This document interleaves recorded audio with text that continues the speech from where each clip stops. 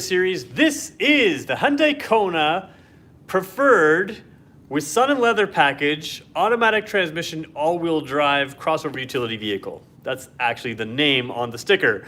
This is also probably the Kona that I would buy myself. Now, is it right for you? That's what we'll talk about in this video. So if you've never joined us before and you're not live with us and you just want to get to the content of this video, you can skip ahead to the 3-minute mark if you want. If you're joining us and you want to see how to join us live, or you are live with us, bear with us. We'll talk about some news and some notes, and I will show you right now how to join us live. So here we go.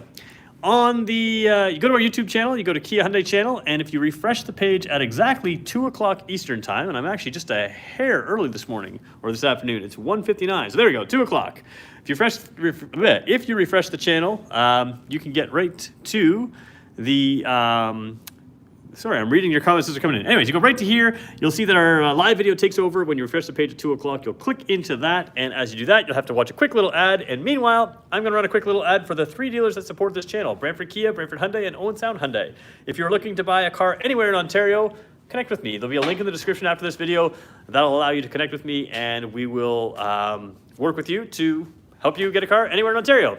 I'm terrible at running ads, but that's how I do it.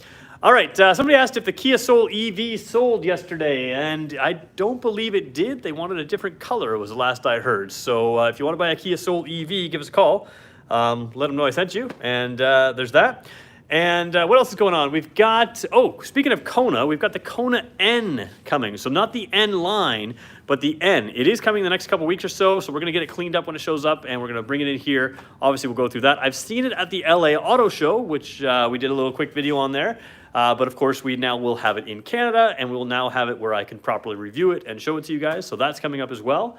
What else is going on in the world of, I can't remember. I think there's a few other things coming in. We do have some more cars coming in now. So I know we were sort of, especially on this channel, we were really short on cars. We've got a good selection of cars coming back in. So we'll probably touch on Kia again tomorrow, and then maybe Hyundai again on Friday. We'll make a decision there. Somebody says, bring in the Nero. I'd love to. We don't have one right now. This is sort of the way the business is going just in January anyways. Sounds like February on is going to be better. So that you guys know, the auto shows, Canadian and American, Canadian and the Montreal Auto Show, so the French language, in a sense. The 2 auto shows in Canada, 2 big ones, Montreal and Toronto. Those are both canceled due to COVID stuff. So we are going to have virtual auto shows, I believe. And that means that some of the information that usually comes out of those shows, we'll have to see when that happens. I have seen that Kia EV6 pricing came out in the States. A lot of you asked me if it came out in Canada yet. It has not. As soon as it does, we'll do a video, and I promise we'll have that up. So we're at the 3-minute mark. Time to get going on this video. Do me a favor, guys. If you're a regular with us, hit the like button for us. If you're not a regular, I'm going to try to earn your like throughout this video. And if at some point I do, you know, just have low standards and hit the like button whenever I can impress you just a tiny bit, or the car is good. All right, so first thing I was going to do is show you the key, and I already think I forgot it on my desk. Let's go for a little walk to my desk and grab it. Uh-oh. Oh, yeah, there it is. There we go. Key. This is an important piece of the car. All right. That was my office. Sorry about that, guys. All right, here's what the key looks like. Let's just flip the camera around and do it properly. Here's what the key looks like. It is lock, unlock, remote start, and of course that hold button there for the panic button. So you do have remote start on this car, but this trim package, you also have the remote start through your cell phone. So let's just show you what trim package we're looking at again, and we'll go through and make it make sense. All right, so you go to the Hyundai Canada website, you go to select your preferred package of the Kona, and you're going to select that. Starts at $24,000 or so. And then we're going to go to next. And then we're going to select, instead of selecting front wheel drive, we're going to add the all wheel drive, which is this. And we're going to add the sun and leather package. And we're going to talk about that today, because that's what we're looking at today. So you put all that together, and we just go look at the window sticker, and we can see the MSRP of this car is $28,799. Now, maybe not the least expensive SUV. Maybe it's not the one that you want, but it is a pretty cool package of things as far as putting some stuff in and leaving some stuff out, because you can obviously equip it even more than this one is equipped. And I like the way it's done. Now, you guys mentioned the color. This is called Dive in Jeju. It's different than the Surfy Blue. I'm sure I'm pronouncing that wrong. I'm not a world traveler, but apparently my boss here at Brantford Kia has been to Jeju Island, and we assume that this is named after the color of the water, and that makes total sense. So that is the blue. And again, there is a surfy blue as well. It looks a little bit different on camera than in person, but I can tell you that it's a color that a lot of people are walking by and saying, wow, I really like the color. And I think the funky kind of colors, they work on the Kona, and I really quite like it. And of course, anytime I can get a brighter color for video, that's what I try to do. So we also had a red model of the exact same car in stock at Brantford Hyundai right now. So let's start diving into this car. We're going to start on the inside. I did a little extra research on the safety system, so when we get to the safety systems, I'm going to talk about those in a different, more complete way than I used to in the past, and hopefully that'll add some extra incentive to stick around, and we'll go through. All right, so inside, the Sun and Leather package, and I really do mean this is 22 Kona Preferred Sun and Leather package, all-wheel drive, automatic transmission CUV, so the long name. But really the first thing you're going to notice is you get the leather seats. And the overall feel of this is quite nice. You have nice sort of padded armrests here. Not every small crossover has, soft touch everywhere, but where you're touching, this is important to have soft touch. This one does not have the powered seat. And again, it's not the top of the line package. So you've always got to make compromises about what you're going to include and not include when you do a mid-level package. And I really like this mid-level package because although you don't have a powered seat, you still get the leather seats that feel quite nice. Leather steering wheel, it's heated as well, and we'll take a look inside here. So, inside, we're gonna hit the push button start, and we're just gonna tap it twice to start the car without starting the engine because I am indoors today and I don't wanna have to run the engine when we're inside. That'll leave some warning lights on as well. Left side tach, right side speedometer, center display screen is sort of the updated software, nice clear display screen. Obviously you can see its color in there, and a lot of information here, typical of all of our cars. You can cycle through all kinds of different things. So there's your lane keep type information, lane follow, we'll talk about that, driver attention warning, tire pressure monitors, four-wheel drive bar graph. We've seen these in other videos that we've done just as recently as this week. A lot of settings and other things in here. And the big thing you're gonna get with this when we talk safety settings, and we'll talk a little bit more detail with them, is a lot of the safety settings are sort of upgraded and add the assist function. So an assist function is any of those safety systems that say, whatever the safety system is with assist, it can steer or brake on its own. Now there are a couple other systems that maybe don't have that, but as a general rule, that's what we're looking at. So really good, clear, simple gauges, but again, that nice color display here, and the resolution on this screen is higher than it would have been in other cars. And again, the Kona has had an update. Exterior has had an update, and it needed it just to give some of the technology and keep it up to date, and that's what you're really gonna see. You'll see some differences in lighting as well outside when we go there.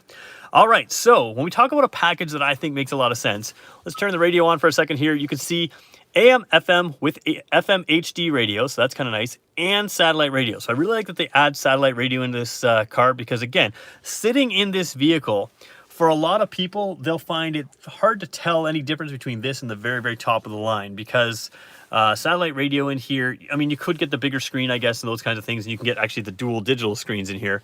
But having the satellite radio, having Android Auto and Apple CarPlay wireless if you want it is pretty good because that gives you the navigation system through Apple Maps and Google Maps that you want. And of course, all the typical settings and menus that you have. Blue Link, like we mentioned, that's the cell phone app that allows you to remote start the car, but it also gives you functions like if you're ever in an accident, it can call for help for you. If an airbag goes off, you don't have to press the SOS button. If an airbag goes off for you, this car will call for help for you. So that's just a nice feature to have. And that's free for 3 years. So something like GM's OnStar, I think, is free for 90 days or something like that in Canada. So very nice to have. Like we mentioned, Android Auto, Apple CarPlay, voice memo. You're never going to use this function, especially if you have a smartphone. You're just going to use your cell phone, but you could use it if you wanted to. Quiet mode, again, quiet mode's not necessary in this car, but what it would do is turn off the rear speakers, just bring the front speakers to a quieter volume and allow whoever's in the back to either take a nice slow rest without your speakers or to maybe allow them to listen to their earphones and not have to listen to your music. So when I say you're never going to use in this car, because it's a smaller car, that quiet mode came in larger vehicles, and it made a lot more sense in something like a Palisade, where you've got people in 2 rows of seats behind you. And this is a smaller vehicle. I'm not sure it makes a huge difference, but it's there if you want it, and if you think you can make use of it, then there you go. And I think that's kudos to them for putting some of those technology pieces into these cars. So everything can be done from the touchscreen. If you want redundant buttons down here, you can have them. I really do like this button right here. That can be set up to do many things. We're just going to tap it for a second. You can set it up to be nothing right now. You can set it up to be going to your home screen, go to the quiet mode, turn the display on and off. Phone projection is what I love using it for. We'll talk about that in 2 seconds. Phone, Bluetooth audio, Blue Link, so all those kind of things. The reason I like putting it on phone projection is with this wireless Android Auto and Apple CarPlay, you can tap that button and pull up your Android Auto or Apple CarPlay. So for instance, your navigation, your Google Maps, Apple Maps, that kind of thing. So you can just customize that wherever you want. We'll go back and let whoever buys this car set that up for themselves. Someday we're gonna leave somebody a voice message in the memo section and see if they ever notice. Coming down here, again, because it's a midline model, you've got to give and you've got to take away. So you're not going to give the full top line stuff. So you're going to get the manual climate control systems here. I don't think this bothers many people. I think a lot of people, I love having automatic climate control, but I think a lot of people don't really use it that much like an automatic climate control system. They kind of manually override things anyways. And if you're going to do that anyways, this is the perfect system for you. There's nothing wrong with this system. Works very, very well and nice and simple. Coming down here, 2 USB ports, and then a 12-volt port there. So it's funny, they're kind of switched on a lot of other cars, but USB, and if you are going to go wired to your Android Auto and Apple CarPlay, you're going to use this one right here. So we do have that, and the doors nicely cover them up. There's a little spot down here for your phone. There actually is a pretty deep spot in here as well. I'm not sure if it'll fit most people's phones, but if you have a little bit of a grippy phone case, that'll probably work pretty well. It is slanted down, so it's not likely to go anywhere the way you're going to be driving in this car. Little spot... down here you've got your drive modes. This is a little knob, and just typical drive modes in this car: normal, sport, and smart. So sort of the standard drive modes. Let me just show you that again. So you've got sport, smart, and the normal mode. Smart mode is the one I like the best for most driving. Smart mode essentially just is your eco mode. So it's going to work with you to get great fuel efficiency, but also if you get into the throttle, it's going to allow you to go into that normal mode or into that sport mode even just on its own. So you can use any one you want. The sport mode does make it a little bit more fun. Coming down again, looking at everything down here, on the far side is a 4-wheel drive lock button. So I don't know if you can kind of see that. Just having trouble focusing on that blue there, but you can press that down. Most of the time, I want you to use your all-wheel drive system by letting it think for itself. But if you decide that you get stuck or something like that in the snow, you can tap that down. All 4 wheels will rotate together. It can often pull you out without having to get out of the car, which we demonstrated just the other day in the mud mode on the Sorento PHEV. All right, rump roasters I quite like, especially with the leather seats. Something to keep in mind, leather can be a little cooler, so having the rump roasters, they warm up pretty quickly even though it's leather. And you've got your steering wheel heater, and then again, everybody's favorite feature, this car can turn itself off at stoplights. Not everybody likes that, so you can turn that off as well. And no cluttering up here with the handbrake. You've got electronic parking brake right there. If you want to drive in a manual transmission type mode, you can tap this to this way, and you can choose your own gear ratios if you like, or at least switch through the gears. Most people are probably never going to do that, but that's fine. Coming across the steering wheel here, you see some nice upgrades. Again, this is that package that I really recommend to people, not just for the niceties, but for the sort of the luxuries. You've got your cruise control, but it's a smart cruise control with stop and go. That with stop and go is just a really big feature that I feel like I don't mention enough, and then the other times I feel like I'm talking about it too much. Cruise control is great on the highway. It's great to keep its distance from the cars in front of you, and that's where most of us use it. And of course, the smart cruise control can do exactly that. It can keep its distance from the cars in front of you. But with the stop and go function, I use my smart cruise control primarily in stop and go traffic because it just takes the stress out of it. So it can literally accelerate and brake on its own. You can see in the dash if it's seeing the vehicle in front of you, so you know that it will essentially try to stop on its own. Obviously, it's your responsibility to keep control of the car, but it certainly takes the stress out of driving when you have that with stop and go on that function. And then you also have lane follow assist. So we've got lane keeping assist on this car, but lane follow assist is a big sort of step up in just keeping really precisely in the center of your lane. It'll actively steer the car for you, keeping you centered. So again, your responsibility to drive, but it can just take a lot of the stress out of driving there as well. Automatic headlights, of course, and the fog lights down there, and power windows, power locks, all that stuff. So what we're going to do is we're going to talk safety features in a second, but first I'm going to go take your questions. So we're at about 60 people on right now. There's no reason we can't hit 60 likes today, so we're at 36. Do me a favor, guys. Let's all try to hit the like button together in 5, 4, 3, 2, 1. Grab the like button there. I'm going to go take your questions right now, and then we're going to talk safety features. Then we're going to go rear seat, trunk space, lighting, that kind of stuff, and keep going through. Can you use cruise control in regular mode?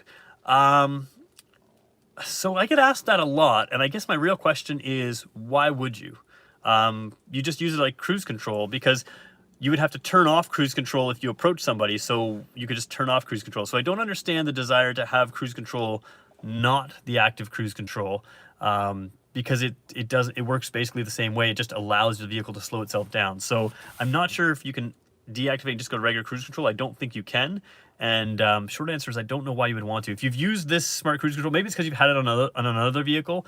But Kia and Hyundai system, if you've used it, I think you'll probably prefer it. And there's no downside to having it being the smart cruise control in my mind. So let's go take a few more questions and we'll go from there.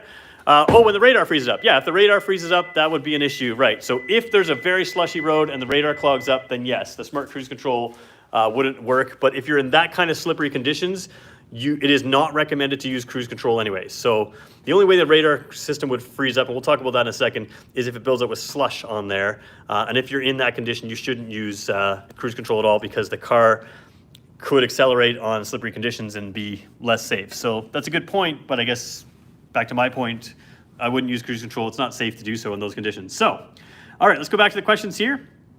Okay, so where are we?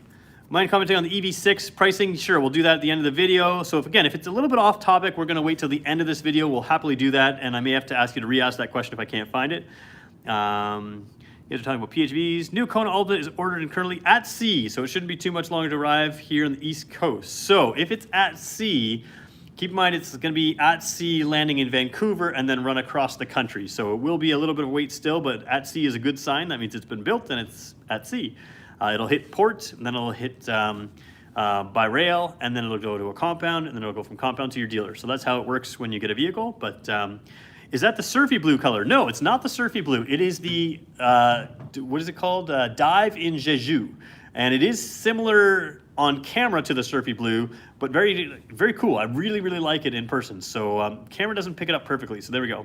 My sister's mother-in-law has the bright orange Kona. Cool. Yeah, Kona's a great little car. It's I liked the newer version with the upgrades because the safety matters. We'll talk about that. All right, so not a whole lot of questions yet. Let's keep rolling. Okay, prepared. I got coffee and sandwich. Now that's what you got to do. You got to bring food, you got to bring beverage, and especially if it's at night, maybe a different kind of beverage because not everybody wants to see me all day. All right, let's talk safety for a second. So we talked a little bit about that smart cruise control and the radar plate, and people were saying, okay, what if it gets covered in slush and stuff? And this is what they're talking about. This is a little radar plate down here. That's used for smart cruise control, and if it does get slushy, it can give you a warning message saying, hey, I can't use this, and therefore I can't reliably be used for your smart cruise control, and that's not the end of the world. So that is a radar plate, and up here is a camera, and the two things that those do, a couple things that those do outside of lane keeping assist, lane follow assist, smart cruise control with the radar, is they work together for forward collision avoidance. Now, any car that has the little camera up here, that camera is used for lane keeping, can be used for lane follow, but any car with that will have forward collision avoidance. What happens when you add the radar plate is you get a more advanced system. So the camera can see a vehicle in front, or pedestrians, or cyclists, or many other things. And when it sees the vehicle in front, the radar plate can calculate distance and space between the two. So they work together to work with you to have a forward collision avoidance system. And that's one of the big things is a lot of the safety systems on this has an avoidance system at this trim level. And for instance, under 75 kilometers an hour, the vehicle is capable of applying full braking. Above 75 kilometers an hour, it's capable of applying braking still, but not full braking. Kind of a long story. But yeah, there are various systems where it is capable of avoiding a collision, minimizing a collision, and capable of avoiding a discussion. Shouldn't have used the word frozen dirty. Oh yes, dirty. So yes, this is somebody clarifying on that radar plate. If it's just dirty, it'll work. If it's got a thick layer of slush, then it won't work. So that is something to keep in mind. Somebody says, hello, sorry I'm late. Don't worry, we don't keep attendance. I'm all cool with you. All right, so let's just keep talking about some of the safety stuff here. You have blind spot warnings here. So that's this little light. Oh, you can see it right there. It'll light up orange if someone's in your blind spot. The difference is a lot of cars have the blind spot detection, and the way that works is you have a little radar plate in the back of the car here. It can see, I think it's up to about 230 or 280 feet. I read the spec, but I kind of forgot what it was. But it can see behind you and kind of in your blind spot there and warn you of when there's something there. Now, the key with this system on this trim level is it also has, again, avoidance. So where that comes in handy is if someone's here and you signal, the light will light up if someone's there. If you signal and the light's on, it'll give you an audible warning. So it'll basically beep at you. When it beeps at you, you're gonna know that someone's in your lane and you're not going to turn into their lane because someone's already here. Now, what's really good about the avoidance is if I'm in this lane over here and we're both kind of coming to that empty lane in the middle, you could signal and there's no beeping, right? Because nobody's there. If I start coming in and you start coming in, it can both beep at you, and because it has an avoidance, it can you break the front right side tire, for instance, to just kind of nudge you back out. So it's, again, actively assisting you to avoid things. You also use that radar system for what we call rear cross traffic alert. And what that means is if I'm going to walk across your path right here, but you're parked beside a minivan, there's no possible way that driver can see through my hand, which is a pretend minivan. So as you're backing out, you can't see me crossing your path, but the radar plate can, and it can warn you in both the backup camera and by beeping at you in your dash and that kind of thing. So some of these systems, it is a nice step up on this trim level, and it's more than just the sunroof and the leather, the sun and leather package. It just gives you a few little safety avoidance type things that I really like. Somebody asked, can we see the trunk? Sure, we're gonna show you the trunk, and we'll do a trunk measurement right now, and then we'll also go rear seat as well. So, trunk right here, we've got some floor mats in there. I'm just gonna take them out for a second and put them over here by my teddy bear. There we go. All right, so down here you have tie downs here. One of the pieces of this package is you get a cargo net, I believe. I haven't seen it in this car. Oh, yep, there it is right there. So the cargo net is down there beside the spare tire, and you can use that to secure your luggage onto this cargo floor here. Now, if I'm gonna stick something large like, I don't know, an oversized teddy bear in the trunk, you're gonna want a little bit more space than this. So what we're gonna do is drop it down like that, and give it a little nudge because it's brand new and I'm using my wrong hand. Oh boy. It's a little stiff because it's new, so let's just try it again. There we go.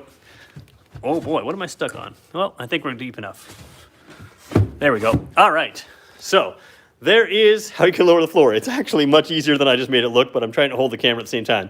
That gives you just a little bit more space. I'm not gonna claim it's a ton, but it does give you a little bit more space to fit something underneath this panel here, which of course is also removable. So if I had an oversized teddy bear that I had to fit in the trunk, well, that would make it easier to fit teddy bear in here. Now, we had a Kia Soul in here yesterday. The Kona and the Soul, to me, are very direct competitors. The difference is, of course, the Kia Soul does not have all-wheel drive. The Kia Seltos does. Seltos is a little bit bigger. Soul is a little bit smaller. This is kind of that sweet spot in the middle of, there we go. What is the width of the cargo area? I don't know. I use teddy bear measurements. I don't have a tape measure. The reason I don't measure with a tape measure, guys, is I'll show you why, actually. Why don't we just quickly tell you why I use a teddy bear? I don't think I've ever talked about this. If I measure the trunk and I measure, let's say, from here to there, right? That's gonna be narrower than here to there or here to there. Every car has just a little bit of an indentation, and if I don't measure in the exact same spot, like maybe from here to here, it's different than from there to there. So I never use a tape measure. I show you practical measurements. You guys can look up the specs online and look at the liters or cubic feet of cargo space. When I throw a teddy bear in there, just because it has a certain amount of liters doesn't mean they're all usable liters of cargo space. So that's why I use the teddy bear, and I'm not exactly sure of the width, but we can sort of look up those specs a little bit later. And again, even measuring sometimes the opening, you guys say measure the opening. If I measure from here straight across to here, but I go on a little bit of an angle, maybe I'll add an inch, and maybe that's the inch that you say, hey, I lied. And like, it's just hard for me to measure exactly. And again, we're a dealer, right? So you can just come see it in person and measure for yourself. Seats do fold down, panel comes out, and you have a big opening there. So that's really good as well. And we'll just jump in the back seat for a quick second here as well. As we do that, again, leather seats back here. You still have in the back the padded armrest, which I really kind of like. I have this seat just a hair back too far for me, but that's okay. And we'll be honest, the Kona, it's not as big as the Elantra in the back seat. It's not as big as something like the Soul or the Seltos, but here I am as a 6-footer, and I fit. Again, this seat could be moved an inch or so forward, maybe a little bit more than an inch forward for me as a 6-footer. The Kona doesn't have a huge back seat. If you need a bigger back seat, the Tucson is fantastic for, and when you're getting this price range, you're in that Tucson price range anyways. Tucson has a lot of back seat space. But the Kona, we kind of figure, and again, it's been a best-selling vehicle for a long time, so you kind of figure, you don't need the back space as much. But again, you do have some nice strong things. It's level on my feet there, on my legs there, so I'm quite comfortable. And it has an armrest with cup holders, so overall comfort is good, but you're just a little tighter for space. So if you're a lot more than 6 feet back here, or if you have a 6-foot driver and more than 6 feet in the passenger, you're gonna be tight back here. Other than that, works very well, and that's again the class of vehicle. So pretty good for what it is. And again, if you need rear seat space, you want to stay in the Hyundai lineup, Tucson's the way to go. It's got really good class leading space. All right, 24 minutes in, we've got 60 likes so far, so that's pretty good. That was our goal. Feel free to keep going with more likes. We'll show you around the front here. So again, the front of this vehicle has been updated for 2022. And it's not a real, something that a lot of people are gonna notice. I'm a bit of a car nerd, so I notice it kind of right away, but it has really cleaned up the look. And what most people don't see from one car to a day later seeing another car, you will see side by side, and the overall feeling is this is a cleaned up, more modern look in the front. Over here you have LED lights. They appear to be flickering on camera, and they appear to be a little bit yellow. They are nice and bright white, but those are your daytime running lights that will be on. They don't flicker in real life. It's just the way it interacts with the camera.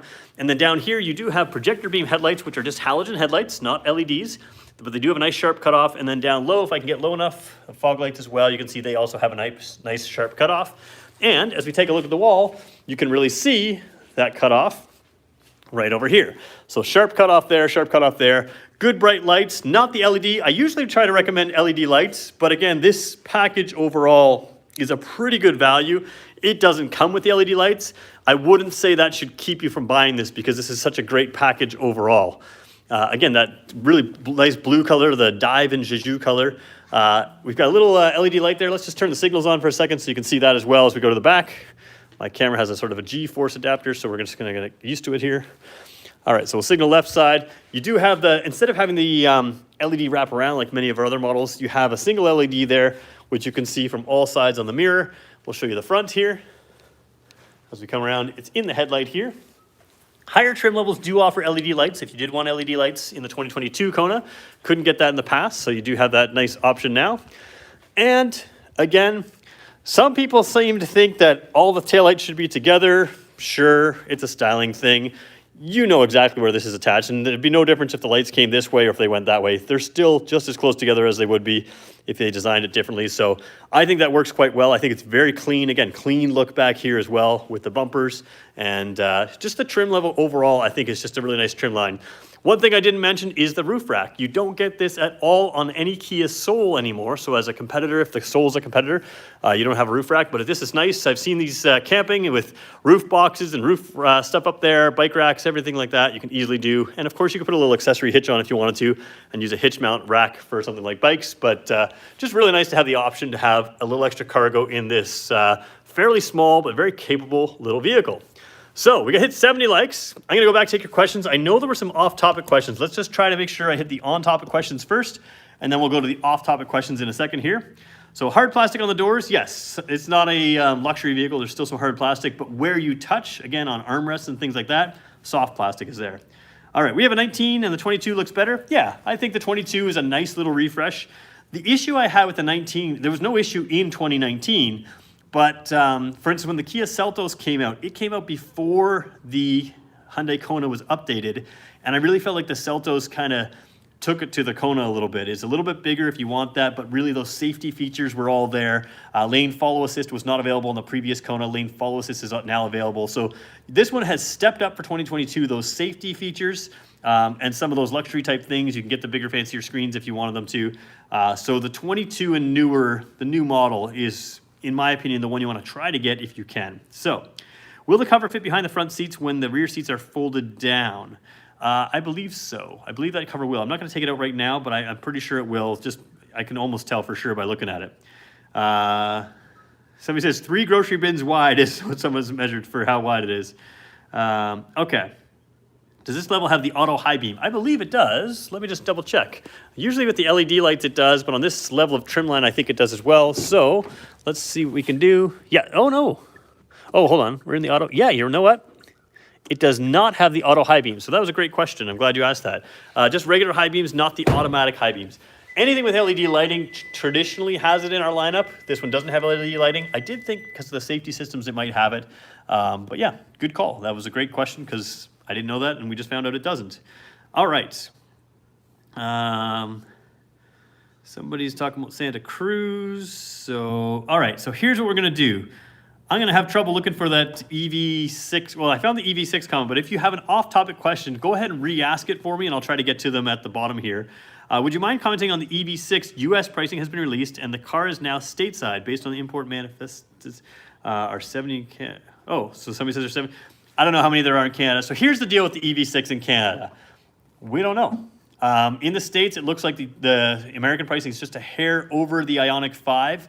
In Canada, that might be an issue for some people because we're trying to hopefully hit that, that government rebate, right? So you can't be much more expensive.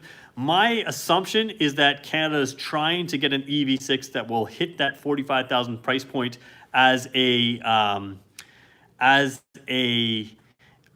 way to get the government incentive and then build it from there. So I think that's the delay in Canada, but now that the pricing has been released in the States, I would expect to hear about it soon in Canada, and it's gonna be a big thing. Can it hit that price point, or can that initial car hit that price point so that you can get that $5,000 government rebate? Hopefully we'll find out soon. The second I have any EV6 information, here's my plan. I'm gonna review it, no more than a half an hour, and then I'm gonna go online and take care of it. So, and let you guys know. So go online and let you guys know about it. So that's EV6 news. Kia jackets. I have one. You guys keep saying you want them, so maybe we'll have to make a time in the spring here where we'll get some jackets ordered in and see if we can get them out to you guys. Maybe we'll do that. Okay, so can you get bigger wheels and tires? Those look very small. Yeah, they do look a little small, but you can. So let me just say there's 16, 17, and 18-inch wheels. These are, I think, 17s. They don't look too small in person, but I get what you're saying.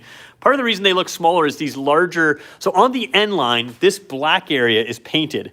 The black area gives the appearance of a larger wheel well and a smaller tire. But let's just see the sizing on these. I think they're 17s. Where is it now? Oh boy.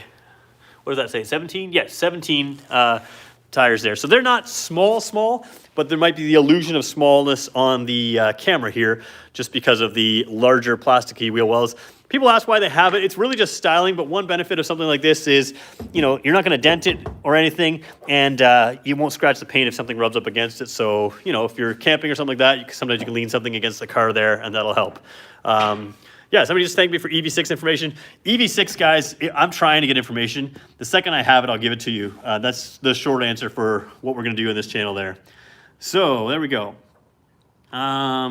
Do EV6 and Ioniq 5 come with a home charger? I think no video reviews online have ever covered that. Yeah, I haven't seen, again, EV6, I haven't seen it in Canada, but they do come with a level 1 charger. So now that you mentioned, I haven't seen it either, but I feel like it was in the back of one. So maybe what I'll do is I'll pull it out next video and use it when we do the Ioniq 5 again.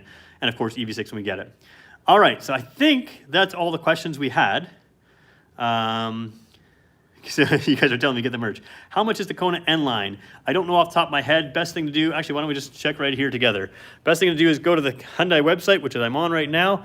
Let's go back to the trims, and you can see right here. So there's the Essential, Preferred, and N-Line, $28,199. So again, remember, it's not a huge jump from the Preferred because we're going to go Preferred, we're going to go all-wheel drive, and we're going to go Sun and whatever package, Sun and Tech, or Sun and Leather package? Yeah, Sun and Leather package, and be a little closer. But this is $28,199 as the MSRP. I don't know if that includes all-wheel drive. I don't remember, but it does include the 1.6 liter. Yeah, includes preferred all-wheel drive feature. So all-wheel drive and the bigger engine for $28,199, but you lose some of the other features as well. So $28,199 compared to $28,799, which means the N-Line can be had in theory for less, depending on various features and options in that car as well. And that is, the N-Line is a different engine, so a little bit more power, a little bit more torque in that one. But yeah, best thing to do for pricing, always just go to the website, because if it changes, even if it's on my video, if they decide to change the price by a couple $100 tomorrow, you'll know about it because it'll be on the website. So there we go. Hit 74 likes. 74 is a fun number. If you wanted to leave a like, now's your last chance to do it while we're live. You can still hit it if we're not live.